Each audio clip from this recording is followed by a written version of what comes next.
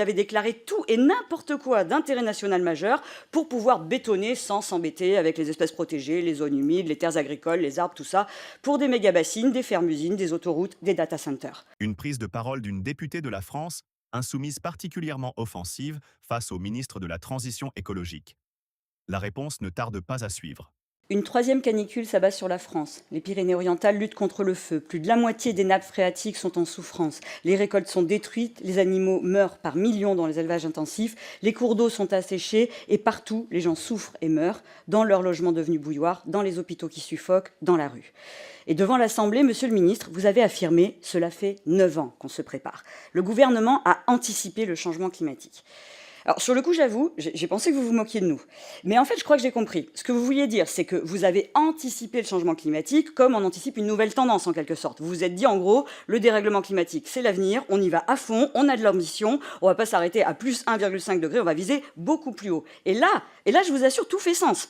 On comprend pourquoi les lois simplification de la vie économique, du plomb, d'urgence agricole et autres ont méthodiquement démoli le droit de l'environnement qui nous protège face aux pollutions, à l'effondrement de la biodiversité et au réchauffement climatique. On comprend pourquoi vous y avez déclaré tout et n'importe quoi d'intérêt national majeur pour pouvoir bétonner sans s'embêter avec les espèces protégées, les zones humides, les terres agricoles, les arbres, tout ça, pour des méga-bassines, des fermes-usines, des autoroutes, des data centers. Aujourd'hui, votre projet va affaiblir encore l'évaluation environnementale, alors que M. Ledenvik, ancien président de l'autorité environnementale, disait déjà il y a 2 ans « Les apports de la démocratie environnementale à la décision publique sont le plus souvent niés ». C'est peu dire. Prenons l'autoroute A69, par exemple, projet issu du siècle dernier, avec avis négatif de l'autorité environnementale et du Conseil national pour la protection de la nature, majorité d'avis défavorables pour l'enquête publique, 2000 scientifiques qui demandent l'arrêt du projet, et le tribunal administratif de Toulouse qui annule l'autorisation environnementale. Réaction du gouvernement, vu et sans tape, on passe en force. Même chose pour le Lyon-Turin et le canal Seine-Nord-Europe et autres projets destructeurs et inutiles. Et c'est que le début, puisque vous voulez, je cite, une accélération sans précédent des projets, sans pour autant transiger sur leur qualité environnementale. Alors là, on ne sait plus si on doit rire ou pleurer, mais si votre projet n'est pas de faire de la France un champion du monde du réchauffement, alors autoriserez-vous l'autoroute A31 bis en Moselle? Pour gagner quelques minutes, c'est une forêt et des espèces protégées qu'on va saccager là-bas. Des pollutions à l'appel, 80% d'avis défavorables pour l'enquête publique et avis négatifs de l'autorité environnementale, faute d'études des alternatives et des impacts en termes de pollution et de destruction de la biodiversité. Autoriserez-vous la démentielle ferme-usine à saumon pur salmon en Gironde? Des saumons entassés par milliers pour une production de 10 000 tonnes annoncée alors que ça n'existe nulle part. Des risques de réchauffement et de pollution de l'eau colossaux dans l'estuaire protégé de la Gironde, une menace directe pour les ostréiculteurs, une consommation d'énergie folle pour maintenir l'eau des bassins à 15 degrés, 96% d'avis négatifs pour l'enquête publique, avis négatifs du SAGE et de la ministre Barbu, alerte des scientifiques de l'Ifremer, mais l'État a voté pour jeudi dernier au sein du CODERST. Mais expliquez-vous, en fait. La France brûle, monsieur le ministre, qu'allez-vous faire?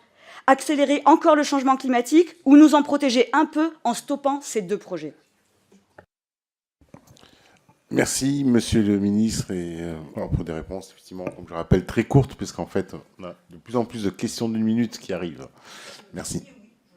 Oui, merci, Monsieur le Président. Mesdames et Messieurs les députés, la réponse sera courte parce qu'elle ne concerne pas du tout la raison de ma venue aujourd'hui avec le Président Michel et Madame la Secrétaire Générale. L'objectif, c'est d'améliorer l'efficacité de l'évaluation environnementale sans rien renier de nos exigences en matière de droit de l'environnement. Donc, si vous souhaitez évidemment nous réinterroger sur la canicule, on est évidemment à la disposition du Parlement. Et s'agissant des dossiers spécifiques que vous avez évoqués, j'ai précisément pris le soin, Madame la députée, au début de mon intervention, d'indiquer que nous n'intervenions pas en matière d'autorité environnementale.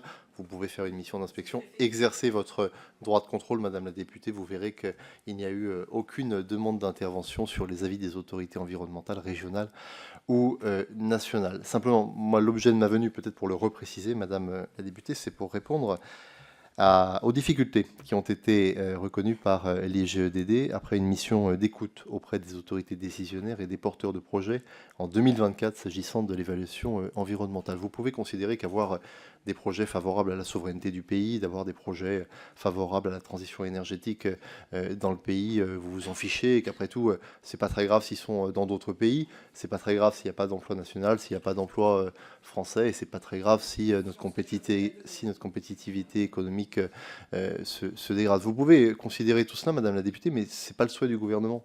Le souhait du gouvernement, c'est de pouvoir continuer à attirer des grands projets sur notre territoire national, des grands projets de décarbonation, des grands projets pour être souverain, pour réimporter des chaînes de valeur et pour être plus fort dans un monde qui est livré à une concurrence accrue. Que nous dit, Madame la députée, pardon, que nous dit le rapport de l'IGEDD en 2024 ?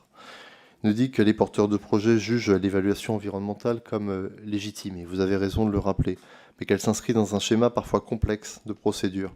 Les avis sont trop souvent perçus avec une tonalité trop critique, sans mise en relief des points positifs, qu'il y a une part d'imprévisibilité dans le contenu des avis, que les recommandations sont jugées peu opérationnelles, que les avis arrivent trop tard, qu'il y a un sentiment de double instruction des dossiers, que les pratiques et les attentes sont hétérogènes d'une région à l'autre. Notre rôle de politique qui menons des politiques publiques, c'est de répondre à ces critiques parce que nous souhaitons qu'il y ait encore des projets qui viennent sur le territoire national. Et le travail d'excellence que mène le président Michel et la secrétaire générale s'inscrit dans cette dynamique et c'était, pardon de vous le dire, mais tout l'objet de mon intervention aujourd'hui. Mais je suis évidemment à la disposition de la Commission pour revenir sur l'ensemble des autres sujets.